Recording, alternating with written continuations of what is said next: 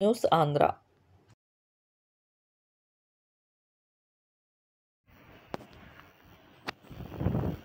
చింతలపూడి నియోజకవర్గ శాసనసభ్యులు సొంగ రోషన్ కుమార్ గారి ఆదేశాల మేరకు చింతలపూడి మండలంలో పాత చింతలపూడి గ్రామంలో చింతలపూడి నగర పంచాయతీ ప్రధాన కార్యదర్శి బోడా నాగభూషణం గారి ఆధ్వర్యంలో సావిత్రిబాయి పూలే చిత్రపటాన్ని పూలమాల వేసి ఘనంగా నివాళులర్పించారు. సంఘ సంస్కర్తగా చేసిన సేవా ఘనత సావిత్రిబాయి పూలేకి దక్కుతుందని, నిమ్న వర్గాల అభ్యున్నతికి ఎంతో కృషి చేశారని, ఆవిడ చేసిన సేవలను భూషణం కొనియాడారు.